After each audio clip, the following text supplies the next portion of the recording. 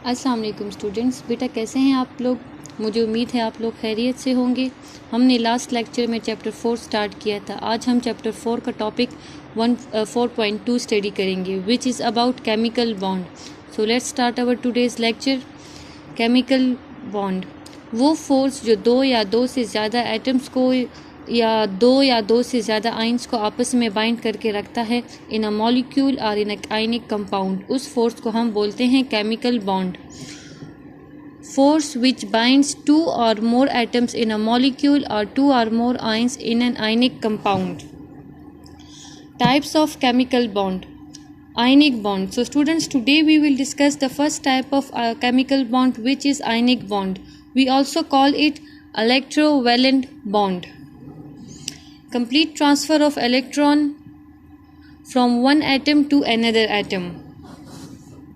यानी वो chemical bond जो बनता है through the complete transfer of electron from one atom to another atom. It means एक एटम इलेक्ट्रॉन लूज़ करता है और दूसरा एटम इलेक्ट्रॉन को एक्सेप्ट करता है।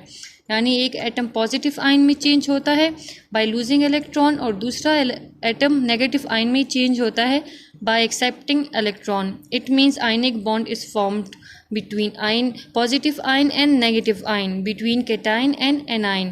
अब हम ये देखेंगे कि कौन से एटम इलेक्ट्रॉन लूज करते हैं एंड कौन से एटम इलेक्ट्रॉन एक्सेप्ट करते हैं।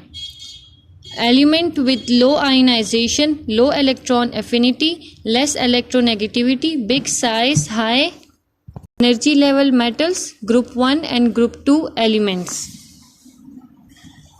माय डियर स्टूडेंट्स, वो एलिमेंट जिसकी आयनाइजेशन एनर्जी कम हो, जिसकी इलेक्ट्रॉन एफिनिटी भी कम हो, जिसकी इलेक्ट्रोनेगेटिविटी भी कम हो और वो एलिमेंट बिग साइज़ का हो और उसका हाई एनर्जी लेवल हो, तो ये एलिमेंट इलेक्ट्रॉन लूज़ करेंगे। और ये एलिमेंट्स होते हैं मेटल्स, यानी ग्रुप 1 एंड ग्रुप 2 एलिमेंट्स। अब हम ये देखेंगे कि कौन से एलिमेंट्स इलेक्ट्रॉन एक्सेप्ट करते हैं।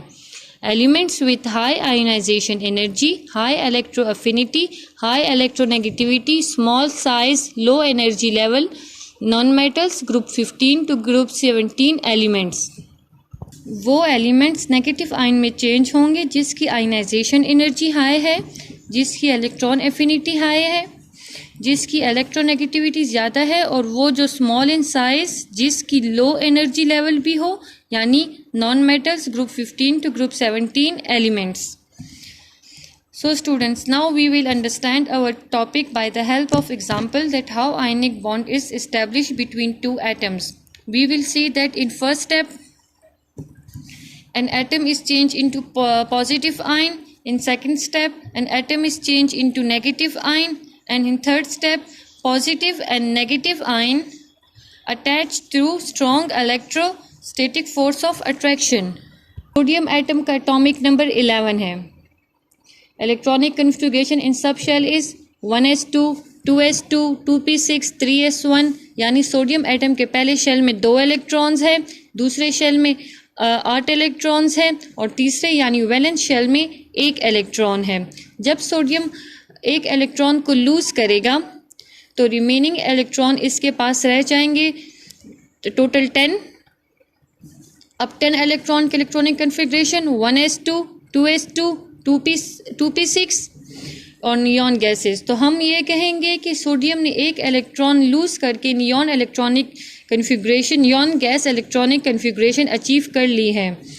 Second step chlorine. क्लोरीन का एटॉमिक नंबर 17 है।